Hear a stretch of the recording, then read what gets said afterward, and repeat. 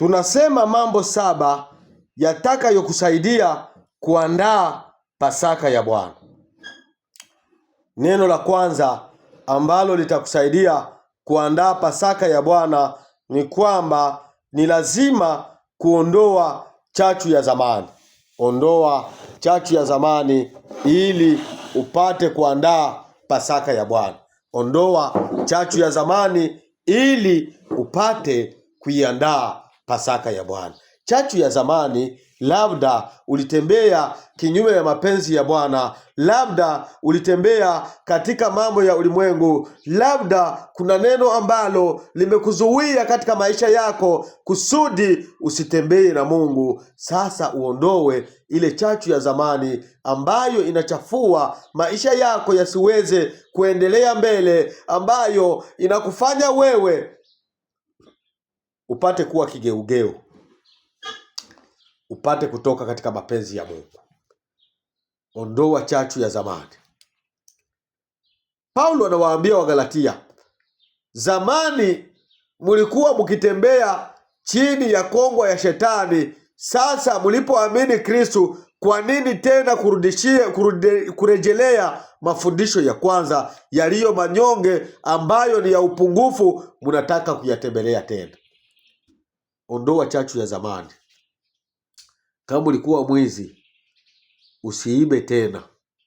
Kama ulikuwa mwongo, usidanganye tena, kwa sababu hizo ni hali au tabia ulizokuwa nazo kabla haujaamini Yesu Kristo. Kwa hiyo, ndugu mpendwa, ondoa chachu ya zamani ambayo iko ndani yako. Kuna jambo lililokutenga na Mungu, lazima uliondoe. Uondoe hilo neno.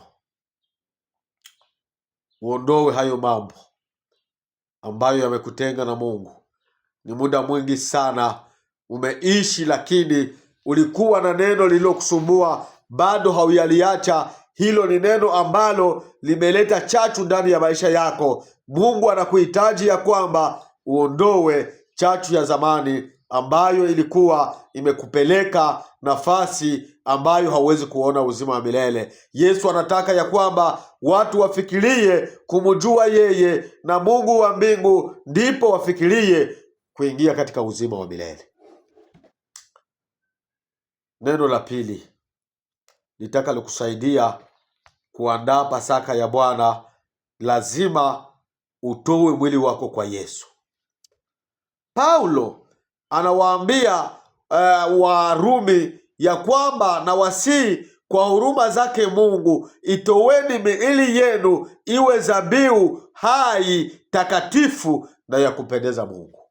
Lazima utatoa mwili wako kwa Yesu Kristo. Lazima mwili wako utumikishwe na Yesu, ndipo utakuwa umeandaa Pasaka ya Bwana kwa Bwana, ili naye atajua ya kwamba huyu ni mtu wangu, amejitoa kwangu katika maisha yake. Ndio maana mwimbaji anaimba, ujitowe kwake Yesu, roho, mwili na akili.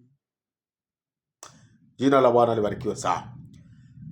Toa mwili wako kwa Yesu Kristo ili msaada wako upate kuonekana tena. Toa mwili wako kwa Yesu Kristo ili maisha yako yapate kuendelea vizuri. Neno la tatu ambalo utalifanya katika maisha yako ili upate kuandaa Pasaka ya Bwana, lazima ujitenge na watu wabaya. Bado kuna watu ambao umefanya urafiki nao, lakini ni watu wa kukupoteza. Bado kuna watu ambao umerafikiana nao, lakini ni watu ambao hawataki uendelee. Wako watu ambao wametaka ya kwamba maisha yako yaendelee kuharibika, wakupeleke katika njia mbovu, njia za mashetani, njia za ushirikina, njia zisizostahili, njia za uzinifu, njia za uasherati, njia mbaya ambazo hazifatani na mapenzi ya Mungu. Toka katika wale maadui.